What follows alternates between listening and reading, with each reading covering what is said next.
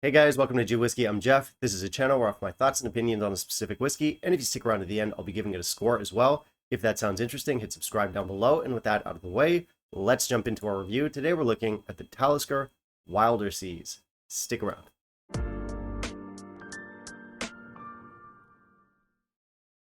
Alright, so it's a Talisker today. Talisker is a very popular brand, although I think there's some people out there who aren't quite sure what to make of it. Talisker is peated, but it's not heavily peated. Most of their bottlings are not quite at a craft level of ABV, but they almost are. Talisker itself as a brand is very respected, but it's under the ownership of a far less respected brand. So it's kind of in between a lot of things. So I do think there's some people out there who are a little bit torn. They're thinking, you know, am I supposed to like these guys or not? And the answer to that is stupid question. You can like whatever you want. Personally, big Talisker fan. Granted though, they have made some very unpopular moves in the last few years, justifiably unpopular. Huge price hikes on their well-aged stuff, which sucks. They did a rebranding a while back, and aside from people not really taking to the look of the new bottles, they also changed the formula for things like the 10-year-old, and despite what I've previously reported on the channel, the old 10s were better. However, I still love them. I still love that house style. The older stuff, I really love stuff like the 18 and the 25, but those are vastly overpriced now, and I'm just going to stop buying them. The 10, while not as good as it used to be, is still a really solid whiskey, and I do come back to it. A lot of their more affordable core range offerings are pretty good. They also have given us a few mid-range offerings in recent years. I'm a big fan of the Surge release. Initially, it was too expensive, but at least in my market, it has come down in price a little bit. I think it's fairly priced now, and it is a delicious whiskey. That one's like a mid-range Talisker. This one is also what you might call a mid-range Talisker. Relatively new release. This came out in, I believe, early 2023. And yeah, let's see how this one goes. So, what do we know about this stuff? No age stated Talisker. This was finished in Cognac casks. Not just any Cognac casks, but XO Cognac casks. So older Cognac. So that's fancy.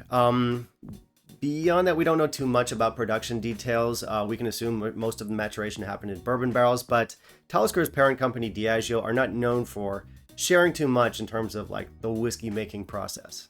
And at this point, I know what you're thinking. You're thinking, oh God, he's going to go off on another one of his Diageo rants, isn't he? Well, yes, I am, but you've heard it all before, so I don't mind if you fast forward.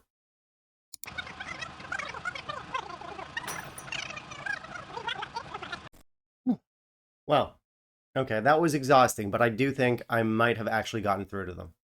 Now, despite all that Diageo stuff, to the brand's credit for this release, for the Wilder Seas release, they worked with an organization called Parley, which is helping to reforest a lot of the ocean.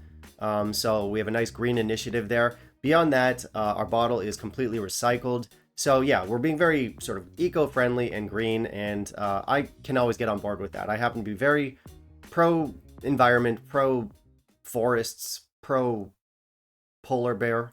Even though I was raised in Canada, which means our family igloo was under constant threat of attack from polar bears.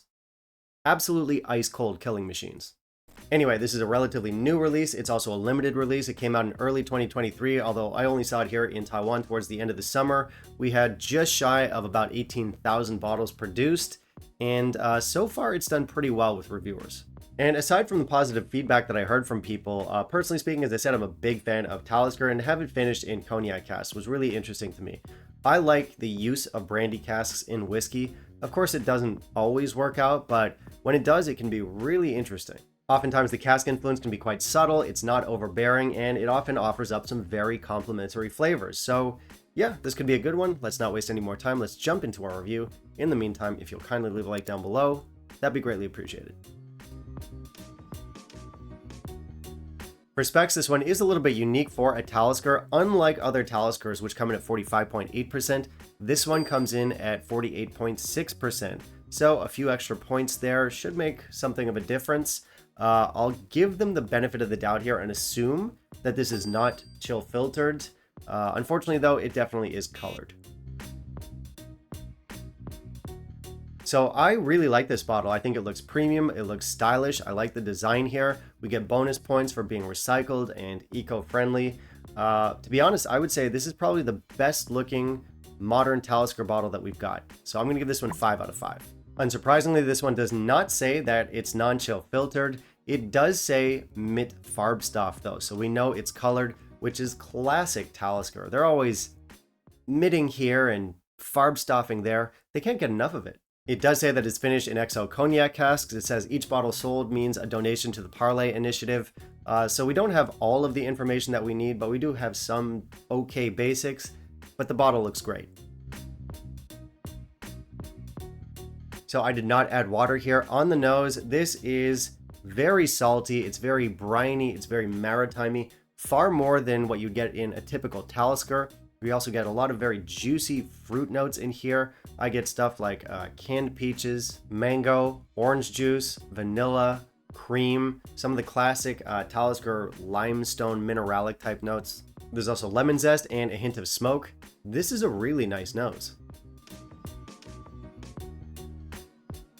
On the palate and finish, this one is full. It's mouth coating. We get some great intensity here. The arrival gives us pepper and minerals, which do betray the house style, but it is more subdued than what you get in a typical Talisker.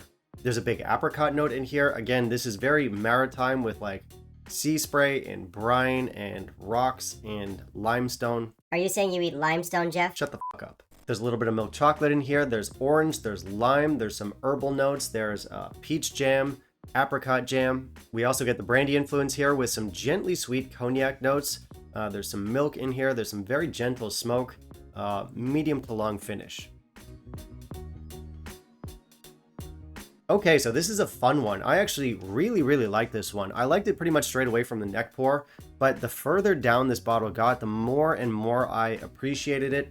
This is a really unique and delicious Talisker. And to start off with, I want to focus on the unique part because this one is not a typical Talisker. Now, Talisker, while I do love them, for the most part across their budget-friendly or, at least affordable range, there is a certain sameness to a lot of the releases. In my opinion, this one is a very pleasant break from the norm. This tastes particularly coastal. Talisker already a very coastal flavor profile, but this one more so. This one also tends to be brighter in profile. It's lighter on the smoke than most other Taliskers, so generally speaking, it just doesn't hit like a conventional Talisker. And that's not to say that we can't make the Talisker connection here. We absolutely can. We still have the gentle smoke. We still have the minerality. It's still in there, just less at the fore than with other Taliskers. I think this one is going to work for people who are fans of the Western Highland style of whiskey, which is to say stuff like Oban or Ardnamurchan, maybe some of the lighter stuff off of Islay. So we're talking lots of very coastal, very sort of maritime-y notes with like salt and brine and sea air, all that fun stuff. And beyond all that coastal stuff, we have a great cask influence here as well. I think the brandy notes are very well integrated. They're incorporated nicely. They're subtle, they're gently sweet, but not over the top. And most importantly, they let the distillate talk, which is something you want your Talisker distillate to do. You don't want to overwhelm it. Finally, we have that wonderful 48.6% ABV, which is a few degrees higher than what we normally get in Talisker, which means both our flavor and our texture benefits from that. So beyond our normal adjectives, this is like unique and coastal and balanced. It's also substantial.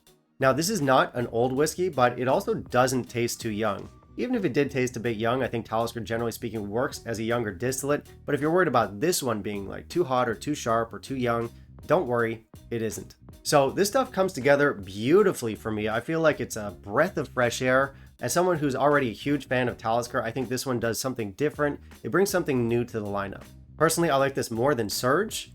Not that Surge, but he's great too. But no, this Surge here, I'm a big fan of this stuff. I think it's a wonderful whiskey, but I prefer this one. And for roughly the same price, I'll be buying more of this while I still can. I really wish this was not a limited release. I already bought 2 backups of this because I fully intend to keep on drinking this stuff for as long as I can. I wish this was part of the core range. Personally, I think this is probably the best affordable Talisker that's on the market right now. And yeah, fine, it's not as good as the older stuff, but that stuff is too expensive now. And for a bottle that is actually somewhat affordable, this one, yeah, it's the best of the lineup. It brings together all the things that I love. I love coastal whiskeys. I love gentle peat. I love brandy. All of these elements are seamlessly integrated here. So for score, I'm going to land on 90 for this one. I love it. For value, I think this is pretty good. Now, it's not a cheap whiskey, but it's also not exorbitantly expensive. Here in Taiwan, I paid about 90 US for it, roughly 70 pounds or so, and for that, I definitely think I got my money's worth. So for price, it's still recommended. All right, that's going to be it for me today, guys. Thank you very much for watching. If you want to help out the channel, I do have the Patreon. Otherwise, you can like, comment, subscribe. Always appreciated. And I want to hear from you. Have you tried our Talisker Parley Wilder Seas? What do you think? Was it worth the money? Did it deliver? Is it one of the better ones from the line? Let me know all that down below. Finally, down below, you can also tell me what you want to see me review next, and I'll keep it in mind for my upcoming videos. Bye, guys.